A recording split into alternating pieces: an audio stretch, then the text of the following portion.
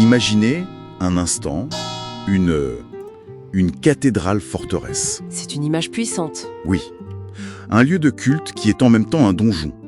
Un vrai refuge en pierre au cœur de la Bretagne, avec une silhouette massive, 2 tours, conçue pour la défense. C'est exactement ça.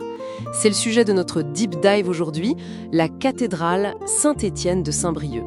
On a une synthèse assez détaillée de son histoire et notre mission, c'est de comprendre comment cet édifice unique mêle la foi, la fonction militaire et toutes ses adaptations au fil des siècles. Un monument historique, une basilique et puis une étape clé du Trobreuse, le pèlerinage breton. La première chose qui frappe, c'est vraiment cet aspect fortifié. Les 2 tours, Brieuc et Marie, avec leurs meurtrières, leurs mâchicoulis, on est loin, très loin de l'image d'Épinal d'une cathédrale gothique tout en finesse. Oui, complètement. Pourtant, à la même époque, on voit d'autres cathédrales beaucoup plus élancées, plus décorées. À quel point ce choix de la robustesse était radical? Est-ce qu'on a, en quelque sorte, sacrifié la beauté à la sécurité?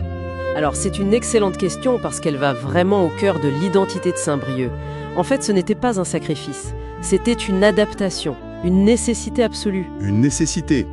Oui, les sources sont très claires là-dessus. La ville n'avait pas de rempart, la cathédrale était le rempart. Au XIVe siècle, elle a subi des sièges...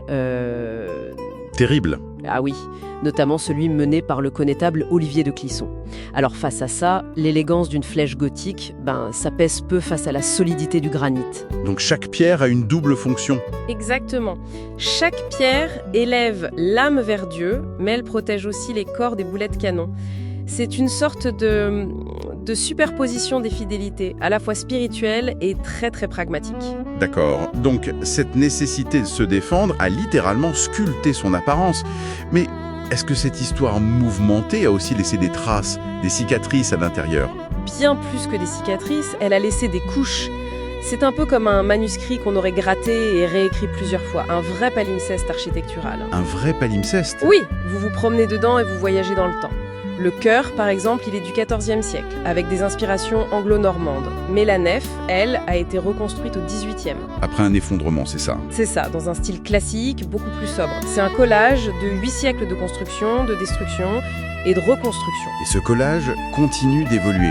Une immense restauration vient de s'achever, là, entre 2009 et 2026. On parle d'un chantier énorme, 2,6 millions d'euros.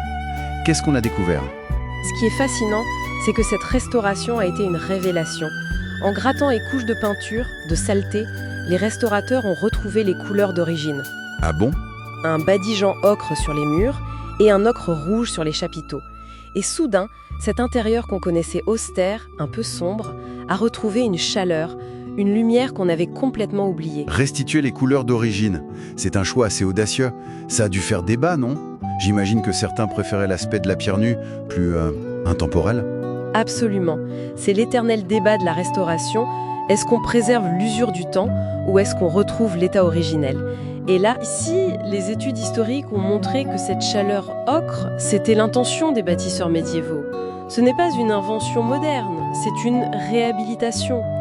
On a, en quelque sorte, redonné à la cathédrale la voix que les siècles lui avaient retirée.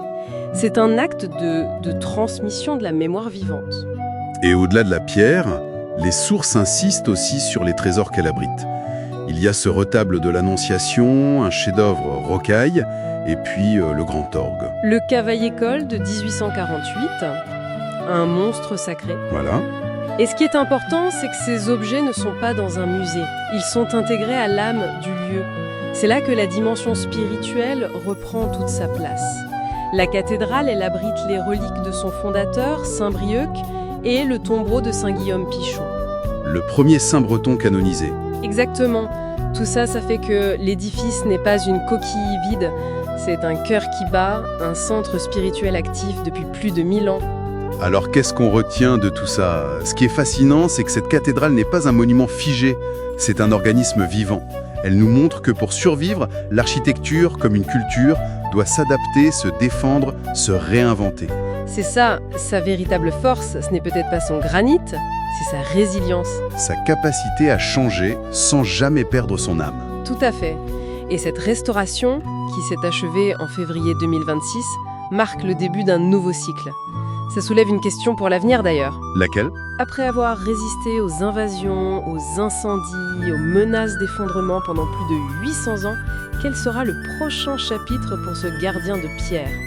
Comment un monument défini par sa capacité de défense peut-il trouver son rôle face aux défis non plus militaires, mais culturels et spirituels du XXIe siècle?